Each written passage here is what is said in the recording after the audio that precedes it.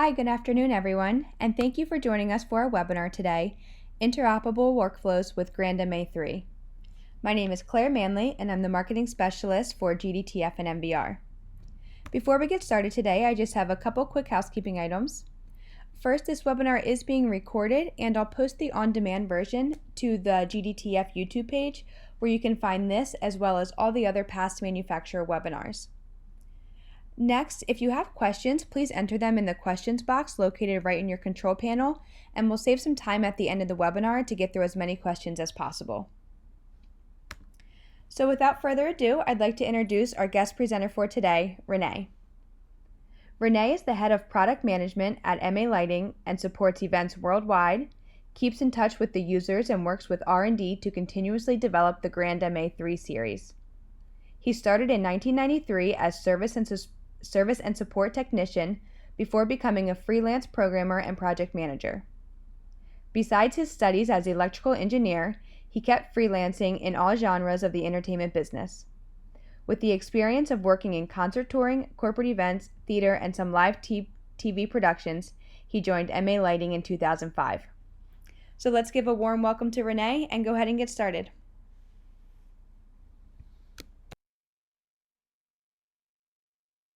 Thanks, Claire. Okay, let's jump right into it. First, I assume you have seen the webinar from Roby explaining how they built GDTF files for their fixtures. And I assume you have seen the webinar from Vectorworks explaining the GDTF and MBR workflow within Vectorworks Spotlight and Vectorworks Vision. Both will be very helpful for the webinar today. But to refresh a little bit, I will explain again what GDTF is as well. So, what is GDTF? The General Device Type Format creates a unified data exchange definition for all kinds of operations of devices, such as intelligent luminaires, for example. So, exactly what Roby showed us in the first webinar. Why is this so important? Well, we, as a control software manufacturer, we need to exactly know how this fixture that we should control needs to work or behave. So it's fundamentally important to understand what the functionality is.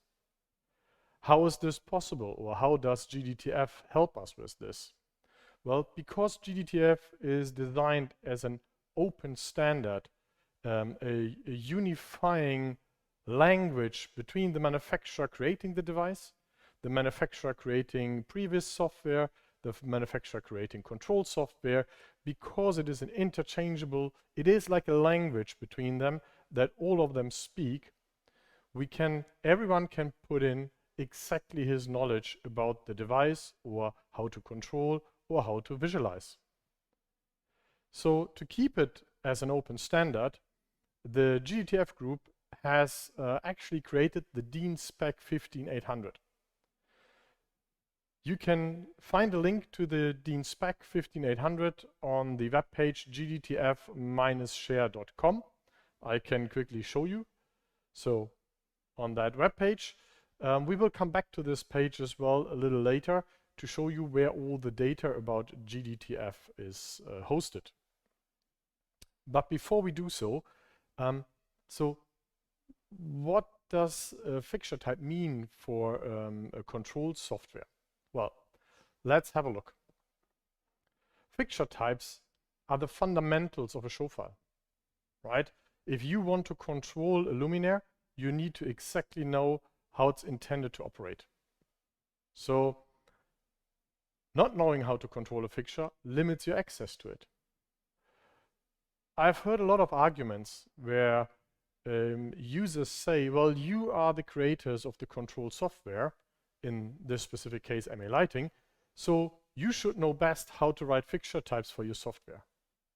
Yes, I can follow that argument, but at the same time I would have the same argument saying, well, the creator of the device knows best what the intention was, how this device should be operated. So this is where GDTF kicks in. GDTF is the common language that both parties understand, where the creator of the device types in understandable language all the functionality they put in the fixture. And we on the other side, controlling this fixture, can understand, because we speak the same language called GDTF, we can understand and actually control or give access to this fixture in the best possible way and in the manner of our software. So, necessary information are bundled in the fixture type definition, in this case GDTF.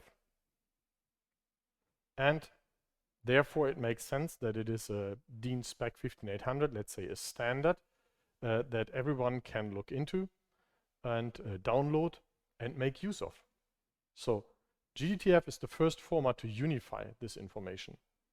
Just as an example, it contains some information in terms of geometry, for example, so very likely to be needed for previous jobs.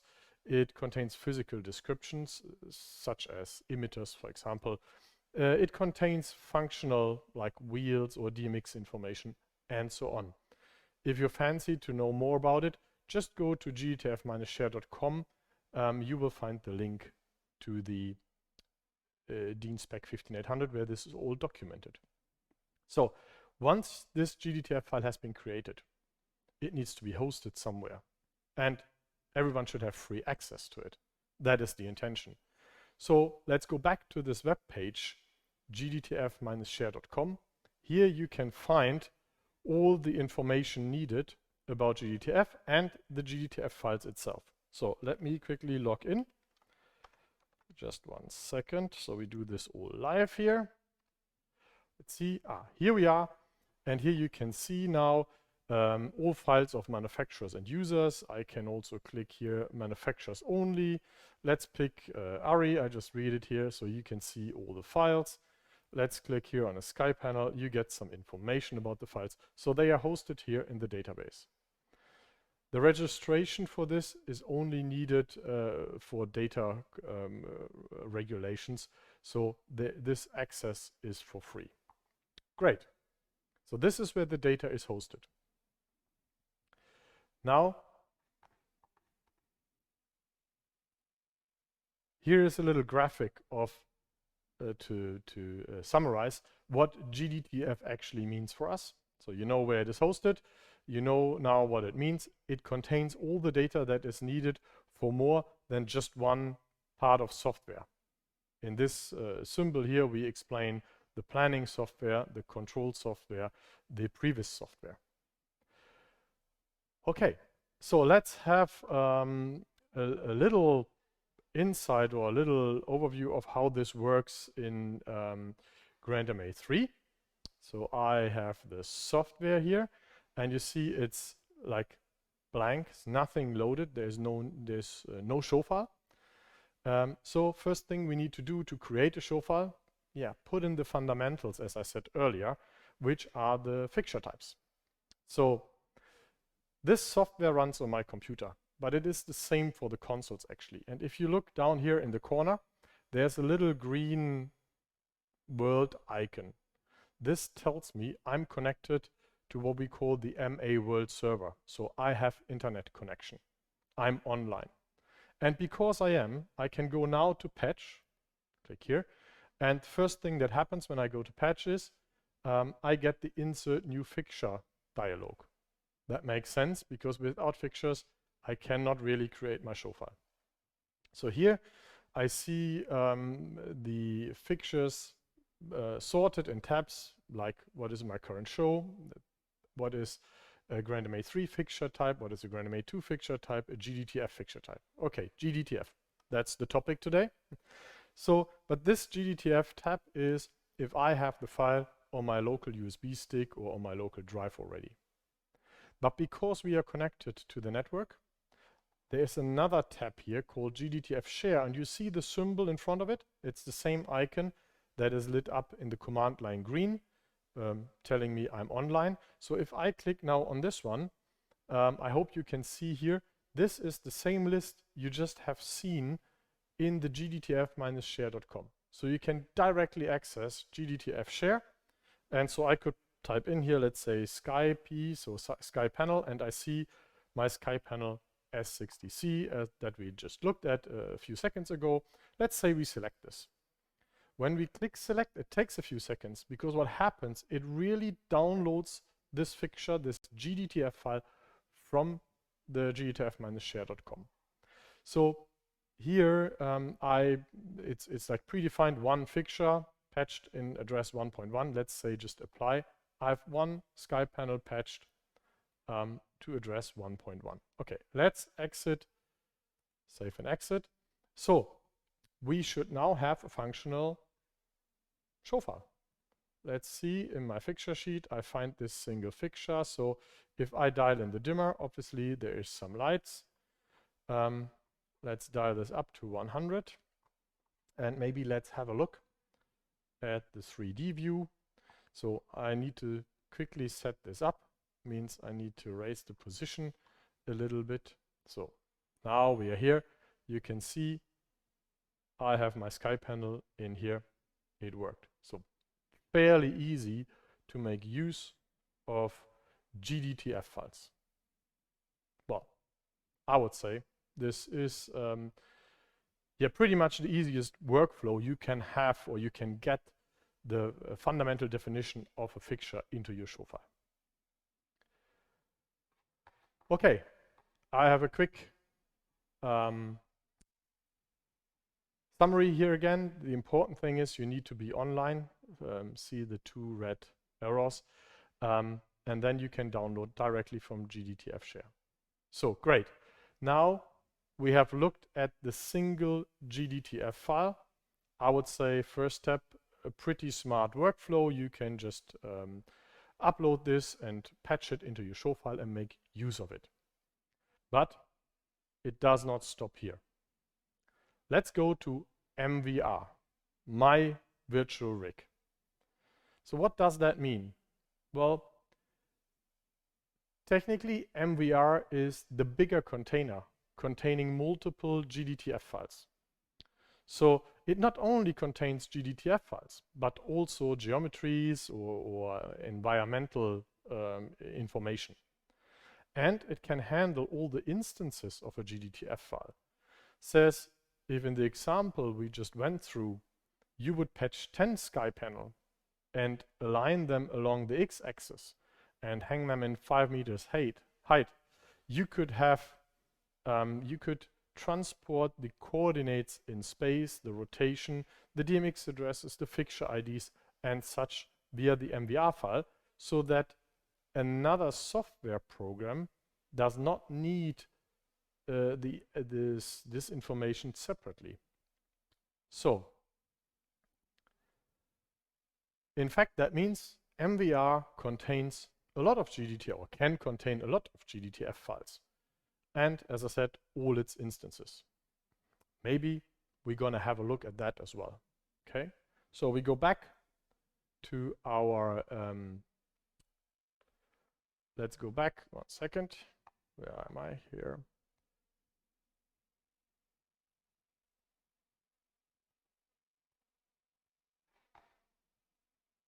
Here we are. Let's go back to our on-PC software. Okay, so this software, this show file already has one fixture patched. So what I do now, I quickly remove, I go back to a new status empty by just typing in new, and I do not want to save this. So I have my empty software again, and I do the same thing as before. I go to patch. So you're familiar with this already. Insert new fixture dialog. I don't want to insert a new fixture. I would want to insert, let's say, a whole planning status that someone designed, for example, in Vectorworks Spotlight.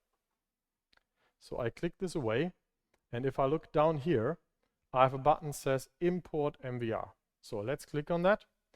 And then with the software version 1.5 that I have on my computer here, I can go to demo when I click here, and you see there is a demo stage that we deliver with the software for you to test and work with or try with. So I will import exactly this demo stage. Literally, it's the same process as if you get an MVR file from someone who planned a show. It takes a few seconds to read in all the information, and then you get confronted with a dialog called MVR merge. Very simple. Left-hand side, you see what's in your show file, in your patch. Right-hand side, you see blue marked what's new. Well, in this case, because we started with a blank show file, everything is new. So everything is blue here. So we just click the import button. Now we read in all this data. Okay. Here we are in patch with all this data. Let's create a slightly better overview. So first thing, I go to the new split view, scale this a little, and I hide all my environmental information, trusses, curtains, and so on, because it's just a better overview if I can only look at the fixtures that are in there. Okay. So here I can see now, I should see something like an LED wall, ARRI L7Cs. I should see Mac Auras, Mac Ultra Performance, Sunrise, Magic Dots, Super Spiky. So there's quite a bit in this show file. Let's see what the designer of this stage has created for us. So we leave the patch, save and exit. And now we quickly have a look at the 3D stage view. Okay, it's a bit dark. Let me turn on some point lights in here. So you see, here we have the three-dimensional view on the stage, including via environmental information, stage curtains, trusses, and so on. So potentially the easiest way to get your show file started. That's very simple on the workflow, but if we follow the MVR workflow, so let's quickly have a look on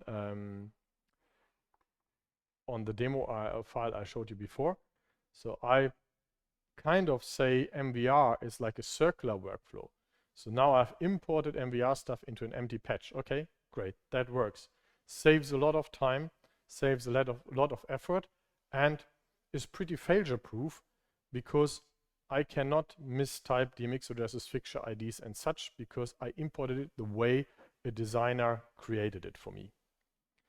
But now I should be able to manipulate my show file and then send it back as MVR file. Let's see if this works as well. Therefore, we go back to our on PC. We look at this. Let's stick with the example of the ARRI fixture. Let's say this should be an ARRI L7C. And let's say, why ever, just as an example, I'm in the venue and I got delivered ARRI sky panels. So now the planning mismatches the real world that I'm faced with.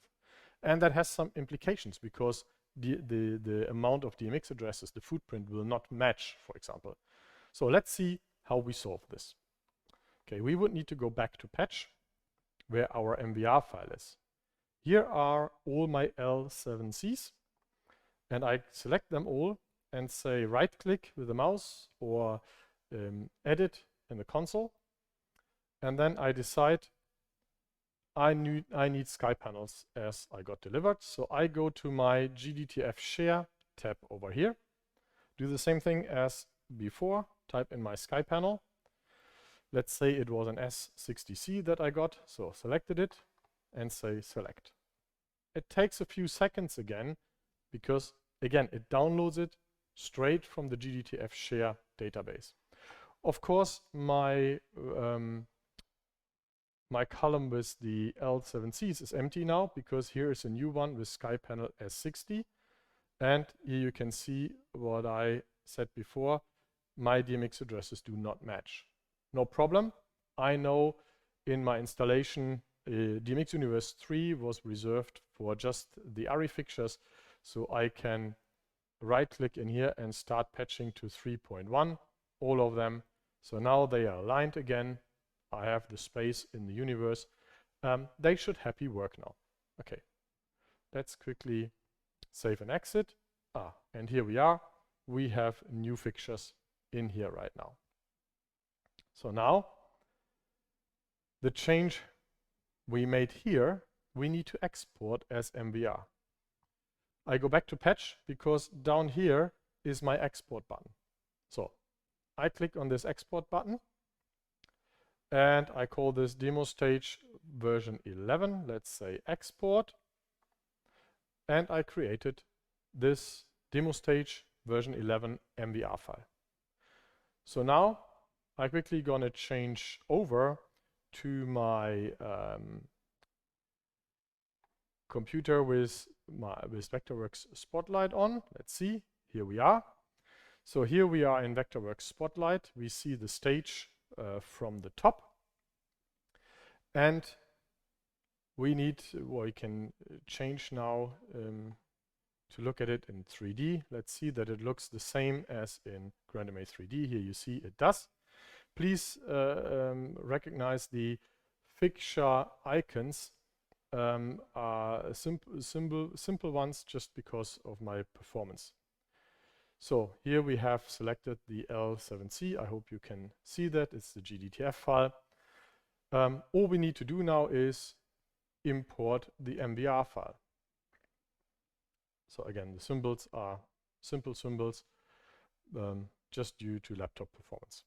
Okay, let's go to File. Let's go to Import and then import MVR. So now we need to choose the demo stage V11. There it is. Select it. So now the data will be imported. And once it is imported, we should see a dialog that shows us the data Vectorworks Spotlight has found in this file. So this takes a few seconds again, and here is the dialog. So if we scroll down now to see one of the L7Cs, here we are, and we go to the right, scroll over, we see it should be replaced by the sky panel. So the information is in here. Okay, let's do this. Now the data will be imported.